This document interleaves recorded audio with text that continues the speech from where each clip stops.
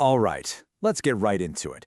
There's a brutal, high-stakes war being fought right now in South Africa's grocery aisles. And we're not just talking about any aisles. We're talking about the discount market, where literally every single rand is on the line. So what actually happens when supermarkets go to war? I mean, really go for it. It might sound simple, but the answer is this incredible story of strategy, raw power, and sometimes just plain survival. You see, when these giants decide to clash, it's about so much more than just cheaper groceries for you and me. It's about who's going to own the future of retail in this country. Yeah, forget what you think a battlefield looks like. No tanks, no trenches. The corporate battlefield of the 21st century, it looks exactly like this, a brightly lit supermarket aisle. But don't let that fool you for a second. Every single shelf, every price tag you see, every product placement, it's all part of a very, very calculated war for the money in your wallet. Okay, so before we get into the players, you gotta understand the battlefield itself. And let me tell you, this is a winner-takes-most kind of market. So what does that mean? Well, it's what's called an oligopoly. Fancy word, but it just means a tiny handful of massive companies control pretty much everything. We're talking over 80% of the formal market. So this isn't some friendly neighborhood competition, right? This is an incredibly intense, high-stakes game where one wrong move, just one, could cost you billions. And in this arena, there is one undisputed king, a giant, a true hegemon that has ruled the market for years. Let's talk about Shoprite. So how does Shoprite stay on top? Well, their empire is built on some seriously smart strategy. It's not just about being big. First, their logistics system is a well-oiled machine, giving them insane control over their costs. Then you've got their extra savings program. That's not just a loyalty card. It's a data goldmine on over 30 million customers. Think about that. They know what you buy, when you buy it. On the digital side, they have the massive 60/60 platform, locking in those high-income shoppers. And then they have their multi-format strategy. They've got checkers for the premium crowd, and crucially for our story, YouSave, which is their weapon aimed squarely at the mass market. They are literally fighting and winning on all fronts. But every champion needs a challenger, right? Well, a brand new, super focused challenger has just stepped into the ring. Meet Boxer, the pure-play discounter. Now this is what completely changed the game. See, until recently, Boxer was part of Pick and Pay. But in late 2024 or early 2025, it was unbundled. Basically, it was set free to become its own company, listed on the stock exchange. And that's huge because it created this new, focused discount heavyweight. It's what we call a pure-play discounter. Its only job, its entire reason for existing, is to win over the discount shopper. This move sets up a direct, head-to-head collision course with Shoprite. And if you're wondering why Shoprite should be worried, look at this number, 25.5%. That's Boxer's return on invested capital, and it's basically the best in the business. What does that mean? It means for every single rand they put into the company, to build a new store, to buy a new truck, they are absolute masters at turning it into profit. They are an incredibly efficient, finely tuned, value-creating machine. That's why they're such a threat.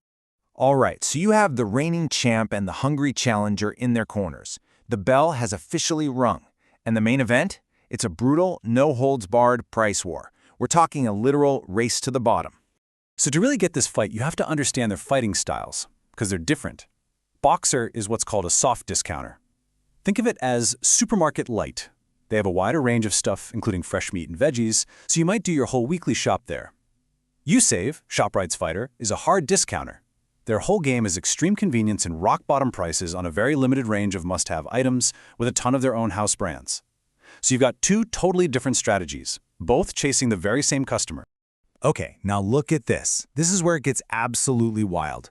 We're not just talking about prices going up more slowly. We're talking about deflation. Prices are actually going down. Boxer's prices, on average, were 1% cheaper in late 2025 than they were the year before. That's insane. They are aggressively cutting prices to beat even YouSave, knowingly sacrificing their own profit margins just to win you over. This chart right here is what a price war actually looks like in black and white. And that leads us to the biggest danger in a fight like this, margin erosion. It's simple, really. When you slash prices so aggressively, the amount of profit you make on every single thing you sell gets smaller and smaller and smaller. It's a massive gamble. You're betting that you can attract enough new customers to make up for the money you're losing on each sale. But if you can't, well, it can be a fatal mistake.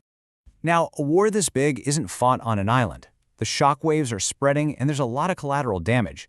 Plus, the whole fight is being shaped by some pretty big economic forces from the outside.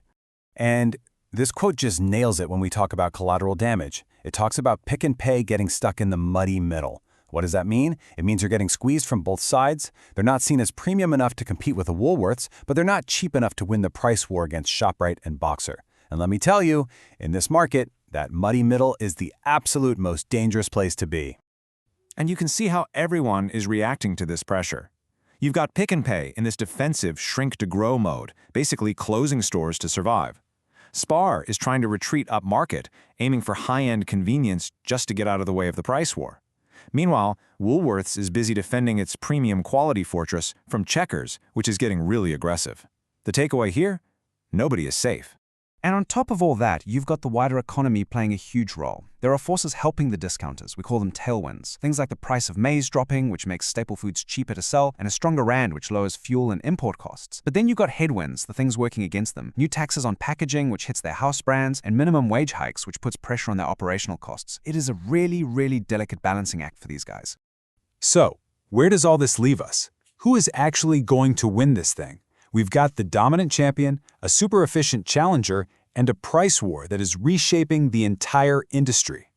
It really boils down to this one central conflict: scale versus efficiency. On one side, you have Shoprite's massive scale. They're growing at more than double the speed of the entire market. That's just raw power. But then you have Boxer's stunning efficiency. Get this. They're growing their sales by almost 12%. At the same time, their prices are actually falling. That is an absolutely incredible feat. It means they are just stealing market share left, right, and center. And that really brings us to the million-dollar question, doesn't it? In a war of deflation where the goal is to cut prices, not raise them, does efficiency beat scale? Is it better to be the massive, powerful giant or the lean, fast, and hyper-efficient challenger? The answer to that question is what will ultimately decide who wins the battle for the South African shopper.